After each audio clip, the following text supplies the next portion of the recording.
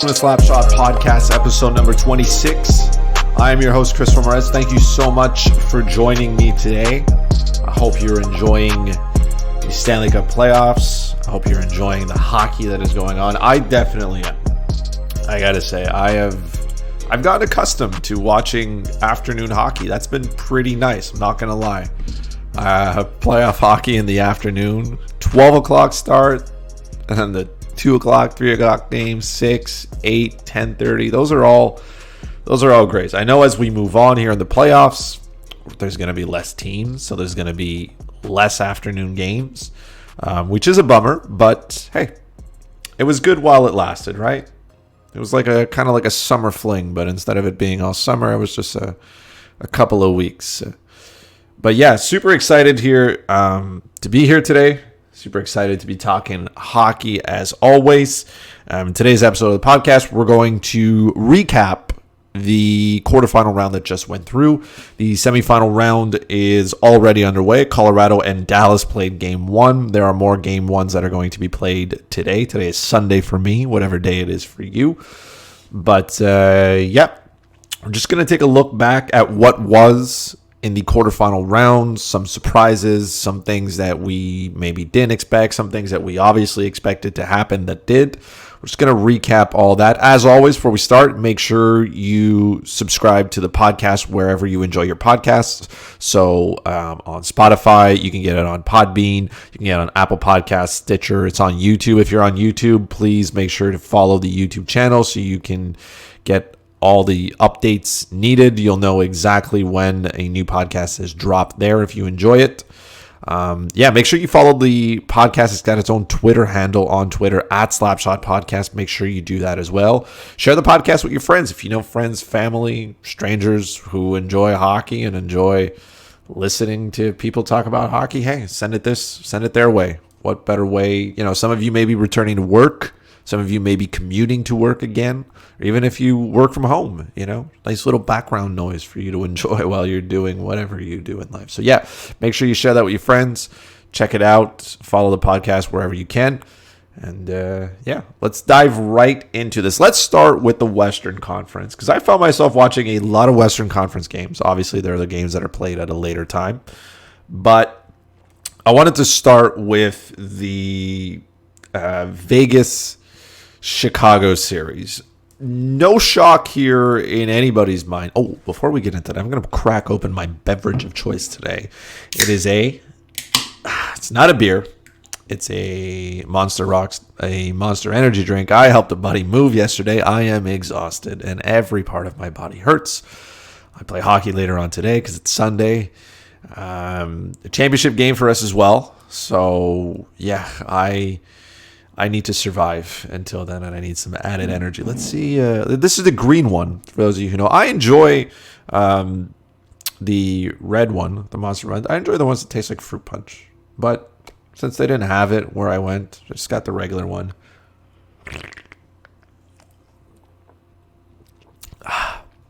Delicious. All right. So yes, as I was saying, Vegas, Chicago. No shock here that Vegas was able to get past Chicago in any way. You know, Vegas is a team that's built to win in the playoffs, I've seen. And they got one of their key players back, which was Max Pacioretty. That made them a much better team. Despite, you know, Stastny missing a couple of games due to being quote, unfit to play, whatever that means now. Yeah, they got past Chicago. Chicago put up somewhat of a fight, but not enough to make it. It was kind of full circle, right? Chicago trades Robin Leonard away. They don't think they're going to be a playoff team. They magically make the playoffs and make it past the first round, and now Robin Leonard is going up against his former team, and he ends up getting by them, right? It'll be different to see how the Robin Leonard experiment plays out now against Vancouver, right? If you're unaware, Alan Walsh, Marc-Andre Fleury's agent, tweeted out a picture of a sword going through the back of Fleury's back, through his heart, and it's got Peter DeBoer's name on the sword, referencing that DeBoer stabbed Marc-Andre Fleury in the back. I will say this. I know some people are mad at Alan Walsh. I don't think Alan Walsh is he's a lawyer, he's a player agent, he's been doing this a while. I don't think he would just he would never do something to harm his client, right?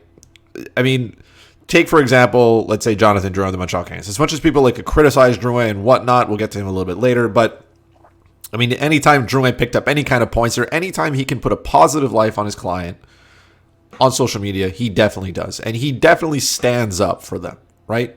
This is not the first time Alan Walsh has said something or has criticized whatnot. He has a financial interest in his players doing well, right? Obviously, they do well. I mean, their next contract and stuff like that. But I'm not completely shocked that he would do something like that. I think the timing of it is interesting, right? I don't think DeBoer is stabbing Fleury in the back. Robin Leonard has been the better goalie, right? I mean, statistically, he has. And this has already happened with Fleury. Remember when he was in Pittsburgh? I think he suffered his concussion. I don't know if it was I think it was the last year that he was in Pittsburgh before the expansion draft. Someone will correct me on it. But Matt Murray came in, took over the starting job. Fleury never saw the net again, right? I don't think that was... Yes. Was that the year? I don't know. Somebody will correct me. All that to say, I'm not completely shocked here. Robin Leonard comes in. Fleury was unfit to play at the beginning. Leonard comes in, does a great job. The net is his to keep. I think at this case, it's not that Fleury has been bad. He's started 2 games. He's picked up 2 wins. Save percentage isn't really there. But I think Robin Leonard gives the Vegas Golden Knights the best chance to win. So this is a tough position for Peter DeBoer to take, right? You obviously have Marc-Andre Fleury, the veteran. He's won Stanley Cups. He's helped this team get to where they need to be. Is he stabbing him in the back by not playing him? I don't think so. Just as much as I don't think, Henrik Lundqvist is being stabbed in the back in a case where, let's say, Shesterkin would have been healthy enough to play. There's no way Lundqvist would have been the starting. Is that stabbing him in the back? No. You play the goalie that gives you the best chance to win. In this case, it's Robin Leonard. If he falters for whatever reason, then you can play Marc-Andre Fleury and give him the net back. But for now, so far, it's Leonard's job. Does it suck that you traded for a goalie that's come in and taken over? Yeah, maybe. But I think Marc-Andre Fleury knew what was going to happen, or that this scenario could happen when you trade Malcolm Subban away to pick up Robin Leonard. That's what happened here. Malcolm Subban hasn't seen any ice, right? He was virtually non-existent, right? And for good reason. He didn't play a minute in the playoffs. Not 1 minute. It was Corey Crawford the entire way, no matter how many goals he gave up, right? Corey Crawford was it. And I think that speaks to a little bit of, do teams think, or do the Chicago Blackhawks believe that Malcolm Subban is a viable backup goalie? Again, that's a whole other question. But in this case, to me, Vegas is still a really good team, and they will continue to be a good team regardless of who is in net. But I do believe that this is Robin Leonard's crease until he proves that he cannot hold it anymore, right? Until he proves a little bit like Jordan Binnington, who was unable to keep his crease, right? Vancouver, I had picked St. Louis to win. I knew Jordan Binnington had a tough, right, round robin qualifier, whatever it was. But I thought he would be able to correct that. He was not able to correct it. I thought it was very interesting for St. Louis to go back to him in Game 6. I thought it was. I thought Jake Allen had earned it. I thought Jake Allen earned the 2 starts, right? Vancouver goes up 2-0. Jordan Binnington is an absolute mess. Absolute mess of a player. He can't stop a beach ball. Pucks are going through him. It's not working. Jake Allen comes in, and everything seems to be going well. Game 5, he kind of not stumbles, but it doesn't go as according to plan, right? And then they come back with Binnington in Game 6. Still doesn't work. Okay? Binnington played 5 games in the playoffs. He gave up 21 goals. That's way too many goals. Jake Allen also played 5. He played 5. He started only 4, though. Gave up 9 total goals on 138 shots. That's a .935 save percentage, of 1.89 goals against average. These 2 goalies are not even on the same planet. So I don't understand why. Would this series have changed anything? I don't know, right? Hindsight is 2020 at this point. But Jake Allen, to me, should have had the net moving forward and say, look, man, it's not working for you, Jordan. Like, we'll wait till Jake Allen stumbles completely to give you a shot. But at some point, like this, the struggles of Binnington were apparent from game one of the return to play. Game one. So I don't understand why going back to him in game 6 seemed like a really good idea. It wasn't, right? Obviously, now we know that. But I was, in that retrospect, I guess, I wasn't shocked to see Vancouver get by because Vancouver did exactly what they needed to do. They put pucks on the net. They scored goals. Jacob Markstrom was a lot better. I mean, that's going to happen to you. If you do not have goaltending in the playoffs, there's no chance that you advance. There's none. And St. Louis got a key taste of it. Binnington last season was stopping everything. They win a Stanley Cup. This season, this playoffs couldn't stop anything. They're done after the quarterfinal round. So it is what it is there. I'll give Vancouver credit, right? They played well. Their best players were their best players, right? Elias Pettersson was good again. JT Miller was good again. Bo Horvat was really good in this series as well. They're a really good team. What they do in the next round will be up, for debate at that point, or will be to be seen. But I'm not completely shocked that they got past St. Louis. I'd picked St. Louis to win just because, like I said, I thought maybe Binnington would be able to figure it out. That team has the experience now. They know how to get it done. If anybody was able to correct themselves, Jordan Binnington would have been able. Didn't happen. Speaking of all that, segue here. If you want to read my Eastern Conference and Western Conference breakdown of the next round, you can head over to thefantasyfix.com. They're up right now, so you can read them, and you'll know what I think about the next round. I also make some predictions. So far, my predictions have been real simple. I've been going 2 for 2 everywhere. That's it. Simple. I get 2 right and 2 wrong. Right? I got St. Louis wrong. I got Vegas right. That wasn't, was it hard? No.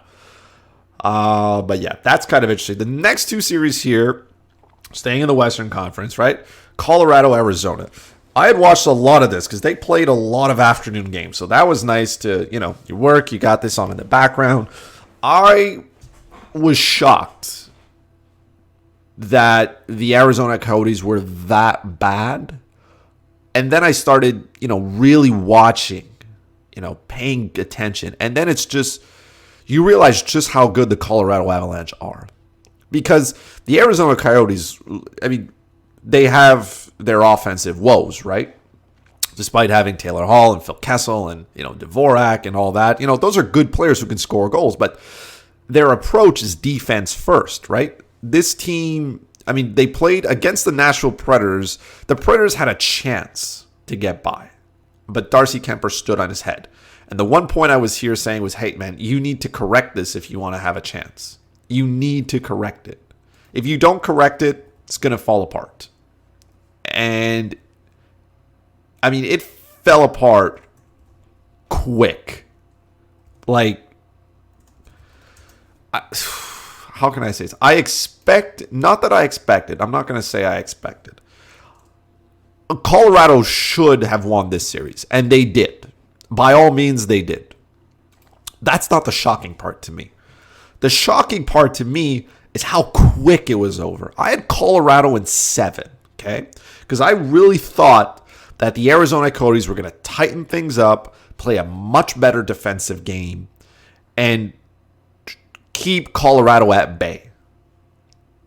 Because Kemper was so good in the first round, right? He was good. He stopped a boatload of shots. He faced the most shots in the first round, if you remember. He faced 163. Nashville threw everything at the net. They just didn't score. And then Colorado comes in, and Colorado can score. We know that. And they made the Coyotes look like a minor league hockey team. They made them look like an ECHL team. It was shot after shot after shot after shot. Philip Grubauer was picking up shutouts, 13 save shutouts. Nothing was going on here. The Arizona Coyotes could not muster any offense. They couldn't Nothing. They couldn't figure it out. And that's sad. Because if you look at it, Darcy Kuemper started all 9 games. Okay? He finishes the playoffs with a .913 save percentage and a .347 goals against average. He faced 334 shots on goal. 334. I'm going to give you a moment to think about that. Okay? That is a lot of shots. That is a lot. Only Jacob Markstrom has faced more, and let's not forget some of that involved quite a few overtime periods, right? So Jacob Markstrom has faced 16 more shots than Darcy Kuemper. He's played 1 extra game, and he's played 115 more minutes than Kuemper. Kemper's played 501 minutes. So if you parallel that to another goalie who's played about the same amount of minutes, you get Anton Khudobin, and he's faced 252. It was like I said, it was amazing to watch Colorado just. I mean, Nathan McKinnon's on a whole other level. Nazem Kadri played a huge role in this series. Huge. That secondary scoring that you get outside of that top line is important, right? Cale Makar was great. Cale Makar made Alex Goligoski look like Carl Alsner on the ice. He just dipsy-doodled around him and then finished backhand. And, I mean, Goligoski is not the most elite defenseman on the ice, but man, I watched that one in live, and I saw it happen. I was like, that's not fair. It's not fair for a kid playing defense with that much skill to do that to an opposing player. Colorado was just too good on paper. They were too good on paper. And maybe I got that wrong. Maybe I really did think that Arizona would be able to, defend. And they did. For large parts, they did. I think it was game 1. It was tight. It was 0-0, I think, after 2 periods. And then Colorado scored 3 goals in 3 minutes. And the floodgates started opening. And it never stopped after that. I feel like after that, it never stopped. Colorado threw everything at the net.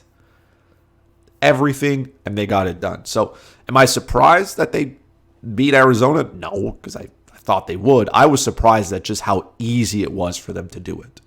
And like I said, give the Coyotes credit. This is a good defensive team. They're structured that way, but they got shaken up in round 1 of a 12-round fight, and they never recovered. They could not. They didn't know how. They didn't know what to do. It was just pure madness watching them. So good for them. The series that I found I was going to watch the least of, which I did, ended up being one of the most exciting series of all, which was Dallas and Calgary. I was shocked to see Dallas score that many goals, right? Like I said, game 1 was played already in the semifinal round. Dallas ended up winning game 1 against Colorado. They scored 5 goals there as well. Grubauer gets hurt. That's a whole other story. But I think the Dallas Stars are starting to become a team, if that makes sense. I think they are. Dallas couldn't score in the round robin tournament, and now all of a sudden Dallas doesn't stop scoring. They don't stop. They keep going. And I was a little bit shocked at just how, Calgary did play well at large periods of time, right? They were not good. And I think Dallas Dallas pushed the pace, which is something that this team can do. They do have the skilled players to do it, right? But Tyler Seguin picked up his first goal last night, right? In the semifinal round against Colorado. He went a full round robin tournament and a quarterfinal round without scoring a goal. Right? That's problematic for a team. It's very problematic for a team. And Ben Bishop really didn't play much. Anton Khudobin did well. And then I go to Calgary's goaltending situation, and I just look at it, and man, Cam Talbot wasn't good. And yet, I mean, his numbers don't speak of horror, right? He finished with a 242 goals against average, 924 save percentage. That's respectable. It's respectable. It's not terrible. It's respectable. But Dallas was on a whole other level. On a whole other... It's nice to see them doing it. Because I felt like they could. I didn't think they would figure it out. Not against Calgary. Calgary's got, their defense is pretty good. They have lines that can get things done. I mean, Milan Lucic was doing things like, my God. And then, I mean, I looked at it go, and I was, that's not even a word. I looked at it go. My God, Dallas, look what you're doing to me. But, I mean, Joe Pavelski showed up. He scored some big goals there. Denis Gurianov scored 4 goals. He has 6 total goals, right? In the playoffs, he scored 4 of them in that deciding game against Calgary. Like I said, Radulov's, he's pitched in, and that's despite, like I said, Tyler Seguin, he got his first goal yesterday. Right? Jamie Benn has been virtually he's been okay. I think the 7 points is okay. I just think there's more that you can get from Dallas out of this. That's what I'm saying. I think it was shocking that in the round-robin tournament they were that bad. To go all of a sudden to face off against the Flames, who I thought played really well, and get absolutely wrecked. And most of that comes as well from their top-line pairing, right? Miro Heiskanen and John Klingberg, like, they've done stuff. Heiskanen has 13 points in 10 games. He's a +5. 9 of his points have come at even strength. He's got 30 shots on net, too. Like, a lot of talk is about John Klingberg here, but Miro Heiskanen is starting to put himself in the conversation of really, really good defensemen. Like, he's slowly... To me, Cale Makar and Quinn Hughes are on one level. Miro Heiskanen is like a 1B to those two. Like, he is right there. Up until now, right? They played 10 games. Heiskanen leads his team in shots. 30 shots in the playoffs. Jamie Benn is second, which is nice to see. John Klingberg is third. So your big boys up front for Dallas are taking shots, but, I mean, Klingberg and Heiskanen top 3 on your team in shots says a lot. And I think that's the difference here for the Dallas Stars. They have 2 defensemen who can push the pace here and really contribute offensively. So when you take guys like Radulov, and you take guys like Seguin, and you take guys like Ben and Pavelski, I'll throw Gurianov in there as well. Right? You got 5 offensive players who could do some damage. Now you're throwing in 2 other defensemen. That becomes a lot of pieces for one team to watch. A lot of pieces. I do think, Colorado can contain that. But I think they found out in game 1, like, Dallas is not the Arizona Coyotes here. Like, this is going to be a series and a half. It is. But, man, I didn't expect Dallas to do all that damage against Calgary, a team that I thought was sound defensively. But the rest of it after that they didn't look good, the Flames. They just didn't look good. Not at all. And it is what it is at this point. They didn't get enough points. They didn't get enough goals. They didn't do enough, right? And give credit to Anton Khudobin. He was well. He had the best save percentage of any goalie to play minimum 24 games during the season. He had the best save percentage. And I think that falls into him being a good goalie. Are the Dallas Stars that good defensively? I don't think so. But he did what he had to do, right? I think Dallas would much rather have Ben Bishop in goal. That's for sure. But it was good to see him get to where he needed to be. And Khudobin did enough to help his team win. And let's see what he does in the next round here. That covers the West. Let's switch over here to the East. I watched a lot of the Eastern Conference games. I enjoyed them quite a bit. Let's start with Tampa Bay and Columbus. I watched a little bit of this. I thought this series would go a lot longer. But in the end, Columbus couldn't get it done. These were some tight games, though. These were some very tight games.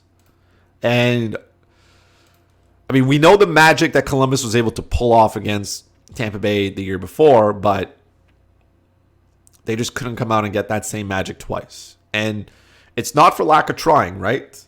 We knew that this Columbus team was not going to get, a whole bunch of points from a whole bunch of different guys, Pierre-Luc Dubois finished with 10 points in 10 games. He was exactly the player we thought he would be.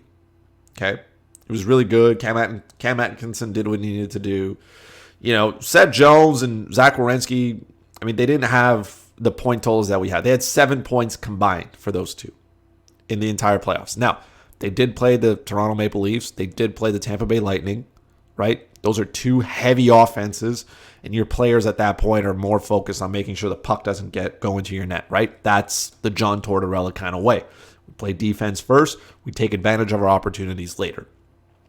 And I guess maybe, not that they ran out of steam, but I guess the Tampa Bay Lightning deserve a little bit more credit than I was willing to give them at that point. I thought the fact that Steven Stamkos wasn't there was going to be a problem. And, it wasn't, but this was a low-scoring affair, right? So it didn't have to be a problem. I think it's going to be a problem moving forward.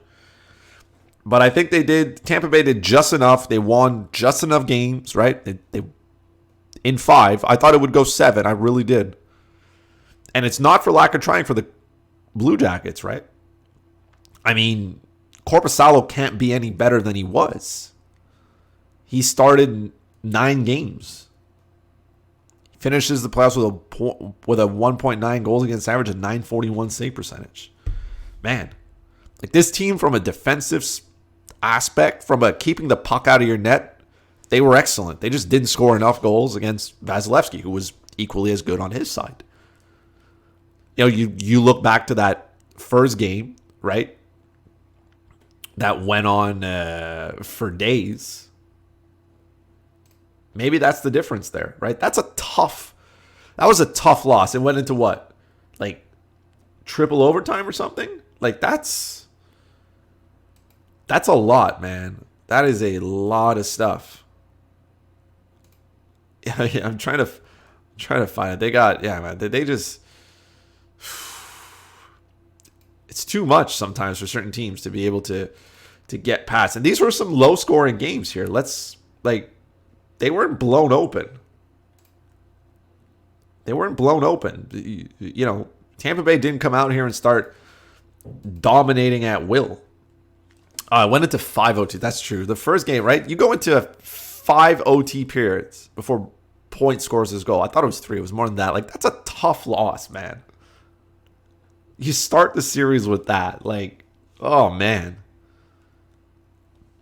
But I think this Columbus team is good. I think maybe they need a couple more pieces up front. Maybe an extra goal scorer out there to help. Nothing against Cam Atkinson and, the Felinos of the world. But, Oliver Bjorkstrand was a little bit invisible in this series, I find. He didn't do as much as I thought he would. He had 3 points. He had 3 goals in 10 games, right? It's not enough. They were missing a couple. And it's tough, again, to compete with a team like the Tampa Bay Lightning that are loaded offensively, who have, their defensive core is pretty good. It's tough. But that series was exactly what I thought it would be. It would be close. I thought maybe Columbus would be rewarded in some of those games by scoring, by at least winning more than one. But, hey, shout out to Tampa Bay, man. Doing what you got to do. Let's keep going here. The Boston Bruins and the Carolina Hurricanes. I really thought the Carolina Hurricanes would be able to get past the Boston Bruins, but didn't happen here. The big news in that series was obviously Tuukka Rask deciding to opt out and to leave the bubble and go home. And, a lot of people had opinions on it. A lot of people were going through. For me personally, when I heard the news, I paused for a second. And I was like, again, if a player doesn't, I don't think this was a question of whether Tuukka Rask felt safe or not in the bubble, because let's be honest, the NHL bubble, give credit to the NHL where credit is due. It is the safest place on the face of the earth right now. If you asked me where I'd want to go on the face of the earth to be protected from coronavirus, I want to go to the NHL bubble. Because the NHL has done an amazing job of making the players feel safe. right? At first, the players who were opting out and were choosing not to go to the, right, not to return to play before the playoffs even existed, I think a lot of them maybe had the fear of getting something from the bubble. Some of them, obviously, their family members, were sick. They wanted to stay home. That's okay. I'm sure there's some players who were afraid of getting sick going to the bubble. And the NHL has basically put that to sign and say, hey, look, we're going to make sure you are the most protected people on the face of the earth. So shout out to the NHL for doing that right? So when Tuukka Rask left, I found it interesting. That's what I said. I found it interesting. I found the timing of it interesting. I support his decision. Look, I don't know why. There's all kinds of theories that go around, right? He wanted to be close to his family, right? His wife is at home. They have young children. He made his comments about how he felt about the bubble and before anything started in the playoffs. And I just felt like at this point for him, he's not playing as many games. He had played like enough games to get there, right? He had played enough. Yaroslav Halak took over the couple last ones, but he had played. His numbers weren't terrible, but they weren't on the same level, right? And I just felt like maybe Boston was starting to turn the page and move and give Yaroslav Halak more starts. Like I said, he wasn't a fan of the bubble to start with and everything. He came back.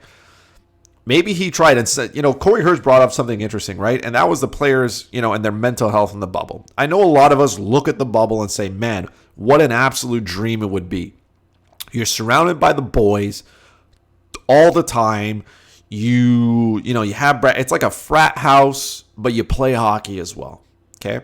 And a lot of people say, well, why would that be a problem? And I'm sitting there going, I say, okay, for most regular people like you and I, it would be 2 months of whatever, but that's not our life. That's not our job. These players, veteran players, let's say, for example, they've been away from their families for a long time, right? Like every year they're away. That new car smell, it kind of goes away over time.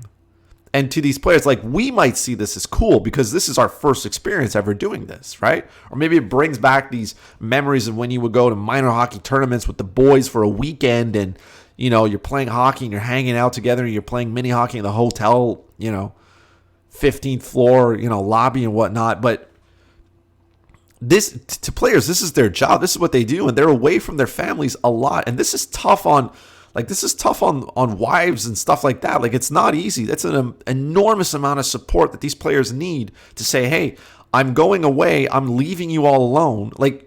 Not all hockey wives just stay home and do nothing, right? They got stuff to do. It's in the middle of a pandemic. Your significant other is not there and you got to juggle all this by yourself. Maybe it was too much for Tuukka Rask to be able to handle. Maybe it was too much for his wife. Maybe she couldn't do it. So I support him, and I'm not questioning whether he shouldn't or shouldn't have done it. It was fine. It was interesting as timing. It was interesting. I just feel like maybe it was a little bit easier. People are saying, oh, he gave up on his team. He didn't give up on his team. That's not how I'm looking at it. I don't think any of the players in that locker room see it that way. But to me, considering his opinions that he had before it started, considering his play during, I think it just made the decision easier for him. If he was going to sit on the bench and not play, maybe it was better for him to say, look, I'm going to go home with my family and it sucks, right? Not to mention, right, Tuukka Rask has a Stanley Cup ring as well. Maybe he doesn't need a second one. Maybe he doesn't need another one. Maybe that's not the thing. And I know it's crazy for some people to say, okay, but hockey's not the number one thing for all these people. It may not be. Hockey may not be the number one priority for a hockey player. Just like whatever job you have is not your number one priority of it. It's a job. That's what this is for players. It's their job. And it's okay for them to care about their families and their lives before their jobs. And look, man, the bubble isn't as great as people say it is. A lot of players say, look, man, you don't go anywhere, you don't do this. They're stuck in their hotel rooms. They can't go anywhere. It's not great. This has gone on now for, a few weeks now. It's tough for players. I understand that. I think it would be cool to go, yeah, but 2 or 3 months and then you're out of there. And then you go home. These players have been, they spend half the year on the road or away from their families sometimes, training, doing this. Now imagine doing that for 15 years and now saying, hey, by the way, they're going to take you into this bubble. You're not going anywhere. For younger players, maybe it doesn't matter as much. If you're a young hockey player, single, and you got no family and whatnot, man, it's a party. Look at all the NHL players, young kids bringing their Xboxes and PlayStations and playing Warzone. Yeah, it's cool. But not all those players are in that life frame situation. Some of them have families and young kids that they miss and they want to be around.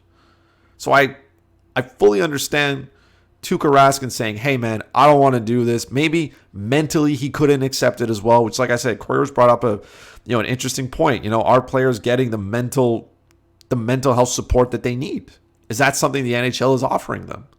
Is that something these players are being, because I'm sure Tuukka Rask is not the only one sitting there going, man, it's tough. But I think a lot of players at this point say, man, I'm already here. I've already gone this far. Like a lot of people say, well, yeah, but he already came this far. Yeah, but he can change his mind anytime he wants. I think we'll see less of it. I don't expect any other players to opt out at this point, barring injury. But I support Tuukka Rask in the decision that he made. I don't think any of us have the right to question it. Like I said, I found it interesting, the timing of it. Had he done this at the beginning, I would have been like, it's fine. He's allowed. But I don't think the Bruins are in a worse situation with Halak than they are with Tuukka Rask. I don't think so. I think Halak can do a great job. He's done a really good job up till now. Habs fans know exactly what he's capable of doing, right? 2010 playoffs. We know what he can. And, Boston got past Carolina. I thought Carolina had enough firepower to get them to where they need to. They didn't. I thought it was interesting that James Reimer got a start. The injury to Svechnikov obviously was a huge impact here. Justin Williams was hurt as well. I guess maybe a little bit. Carolina didn't have the depth to get it done. The injuries were too much, but they were a good team. That's why I expect them to get past Boston. I thought Boston was a little bit shaky in the round robin tournament. They didn't look really good. I thought Carolina, just the way that they played against the Rangers, would be able to get past them. Didn't happen, but again, the Boston Bruins know how to get to where they need to be. They did it without Pasternak for a couple of games. He's healthy. He's back in the lineup. Good for them. Like I said, a little shocked that it went that way, but not completely shocked. Not completely shocked, obviously, is watching the New York Islanders get past the Washington Capitals, right? So I think a lot of people had the Capitals on their list of a team making it through. I did, but I wasn't shocked that the Islanders got past, right? Because Braden Holtby confirmed that he was a fraud in the round-robin tournament because he was not good against the Islanders. The Islanders are a really good hockey team, and I think a lot of people kind of discredit that or forget that. He is a good goalie. He is. But he is not the elite level that people want to believe that he is. Not anymore.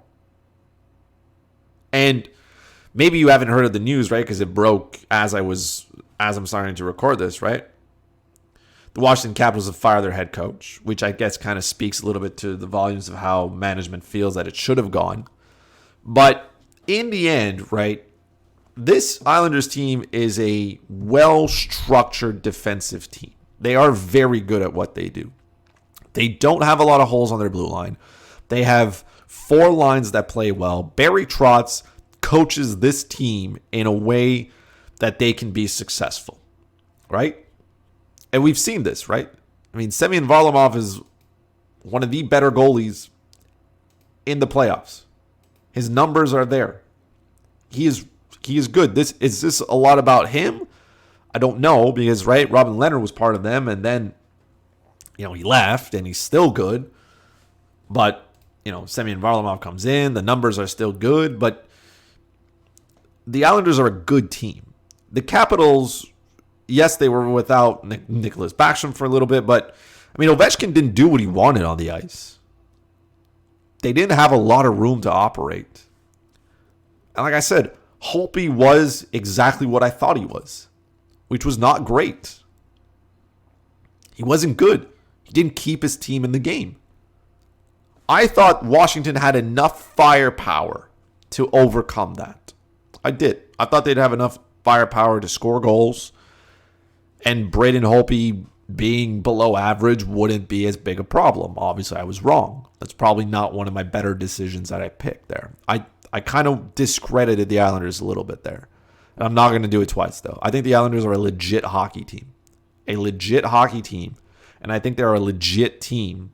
Because a lot of people are saying, oh, whoever wins between Boston and Tampa Bay is going to go straight to the Stanley Cup Finals because they're going to get through whoever else they play, right? And I don't think that's the case. I do not think that's the case if the New York Islanders make it past the Philadelphia Flyers. I think the Islanders are a very good hockey team. They're well coached. They play well. They have talent up front, right? Beauvillier was really good in that series. Barzal is pretty good. Eberle's starting to get better. Lee is still there. Bailey's still there. The Islanders have the best fourth line in hockey. Like, they're a handful to handle. A handful. And people just kind of discredit them. We're saying, oh, they're not interesting. People are going to fall asleep or not watch the, Flyers-Islanders series. That's the series I want to watch the most. I want to see how good this Islanders team is. Are they legit to compete for a Stanley Cup? We know the teams that are. But can they at least get out of the Eastern Conference? Or can they at least make it interesting if they make it past? Can they make it past the Flyers? Can they make it an interesting series against the Flyers? A lot of questions for the Islanders. But I think they're a really good team. I'm not shocked that they got past the Capitals. I thought the Capitals would, but I'm not completely shocked. I didn't fall off my seat going, what? Capitals lost? What? Holtby wasn't as good as I thought he was? What? No. Absolutely. Let's close this out with the Philadelphia Flyers and the Montreal Canadiens, right? The Flyers advance. I got this one bang on, right? I had the Flyers in 6. I expected it to happen like that. No real shock here. Man, it must suck to be Carey Price on a whole other level. I mean, he was exactly as advertised, right? I don't think anybody can question whether Carey Price, he was good. He finished with a .936 save percentage and a .178 goals against average. He was really good, and he still lost 5 games. It just goes to show that, first of all, the part Montreal played really good in the first period of Game 2. First period of Game 2, second period of Game 2 is a little equal. In Game 2 where they won 5-0, I think that was their best game that they had played. And I think that kind of woke the Flyers up a little bit. But anytime you get shut out back-to-back is a problem, right? It's a problem. Carter Hart was good. I'll give Carter Hart credit. He was really good. And he needed to be. Now, Carter Hart is going to figure out that to me, the New York Islanders on paper are a better offensive team than, the Montreal Canadiens are. Let's not get that confused, right? Carter Hart's given up only 13 goals in the playoffs. He's got a .943 save percentage and a .171 goals against average. He is as advertised. He is really good. And the Flyers did a good job of just limiting Montreal's time and space. Montreal, obviously, they've shot themselves in the foot a whole bunch of times, right? A whole bunch of goals went in.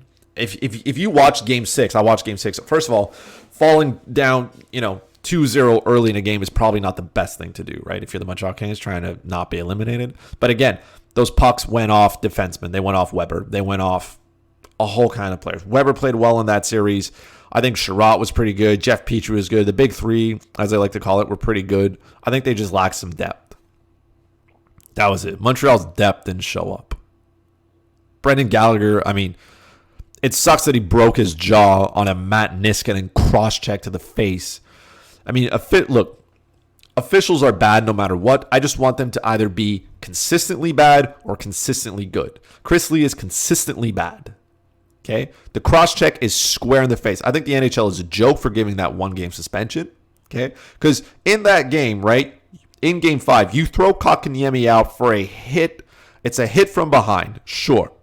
It's a later hit from behind. The player turns in. He sees him coming. He gets drilled. It's a little bit of blood on his visor. So the referee says, I'm giving him 5 in a game, which was bold as fuck.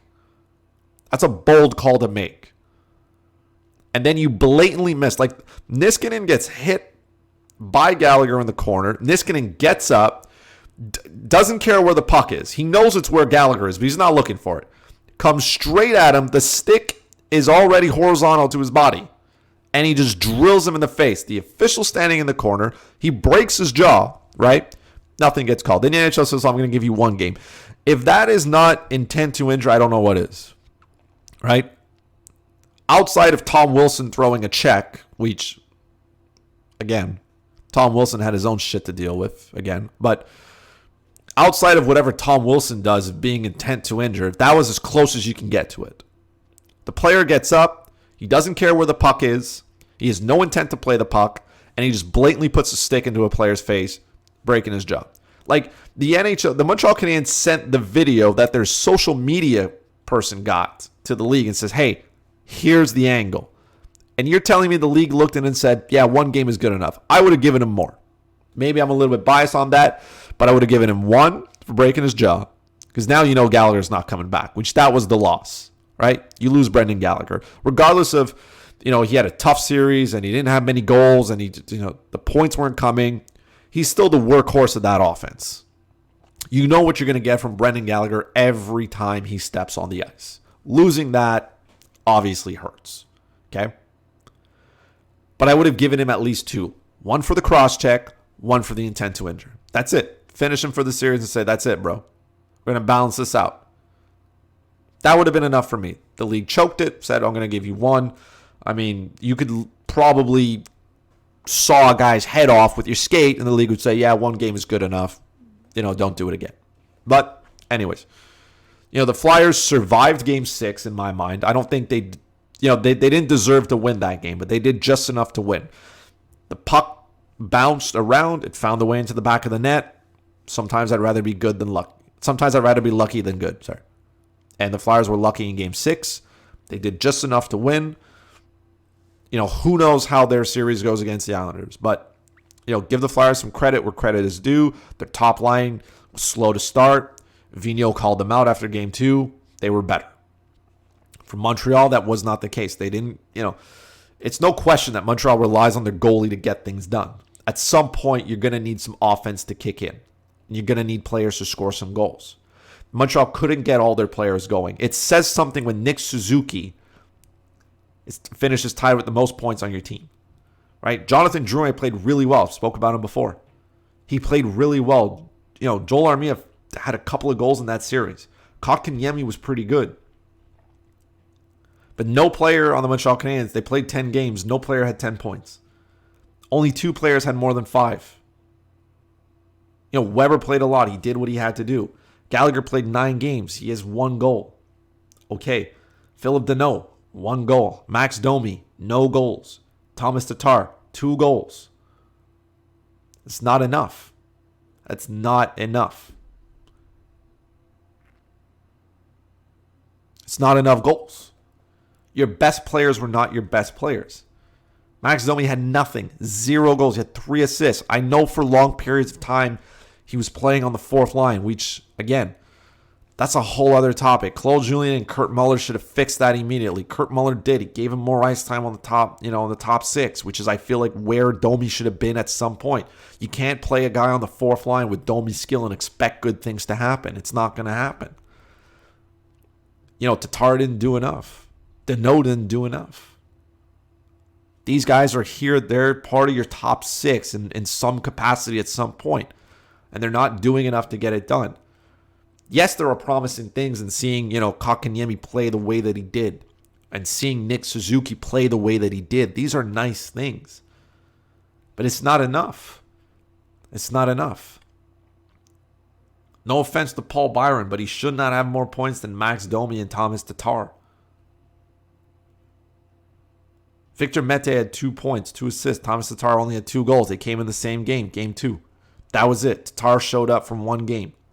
The rest of it didn't really do much. I thought he was very average in Game 1. I thought he was bad in Game 1. I'm going to correct that. He was bad in Game 1 of that series. I thought he was really bad. He fixed it in game 2. Game 3 to 6, didn't really see him much. Like I said, Brendan Gallagher can get away with that because you know what's coming. You know the work is there. You know he's taking pucks and sticks and everything in front of the net. He's making life difficult for opposing goalies. You can get away with not getting the points when you work hard. The rest of that team didn't seem to work hard. And again, Carey Price made it a series because he stood on his head a lot. He stood on his head and helped the Montreal Canadiens get to where they go. But again, the Flyers got past Montreal. I didn't expect it to be something that would be hard for them to do. They did what they needed to do. They got past where they need to be. I still think there's a lot of holes in Philadelphia's game that needs to be addressed. But overall, this is a team that has, their defense is good. Their goaltending is excellent. And I think their offense is still trying to find their pace. Their top line got better. They need all 4 lines to roll for them to be able to get past. And like I said, this is not going to be an easy series for them against the Islanders. And if you think it is, you're living on another planet. It's not going to be like that. I don't think it will. So, who knows how this goes?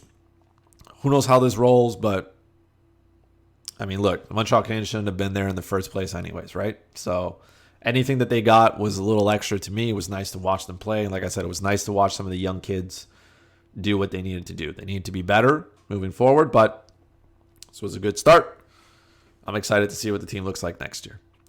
So that covers the Eastern Conference. And that, ladies and gentlemen, brings us to the end of the podcast. As always, thank you so much for listening. Thank you so much for, sending me all your love and support, to people who listen and to reach out and who share the podcast. Thank you so much. Continue to do that. As always, you can follow me on Twitter at FuzzyChris91. You can follow the podcast, like I said, directly at Slapshot Podcast. Please make sure you do that. Subscribe to the podcast on your favorite platform. Share this with your friends. Share this with people that you love and who think would enjoy this. That's the best way you can do it to support me and to support the podcast, is just to share it with people that you know. That's all I'm ever going to ask you. Right? I'm not going to ask you to support the podcast financially. If you want to do that, as always, you can head over to patreon.com/slapshotpodcast. You can become a supporter of the podcast directly. But if not, just sharing this with your friends on Twitter, on Facebook, wherever you do your thing, listening to it on your favorite platform is enough. If you subscribe on the platform, on Spotify, if you subscribe on Podbean, if you subscribe on YouTube, thank you in advance. If there's something that you want me to talk about, something that you want me to cover, as always, you can slide into the DMs. I'll do my best to cover it. But yeah, thank you so much for listening. Hopefully, time permitting, I'll be able to do one before the end of the semifinal round. But if not, we'll definitely recap at some point the end of this round coming up. But until then, stay safe, wash your hands, continue to social distance, and we will talk again soon. Bye-bye.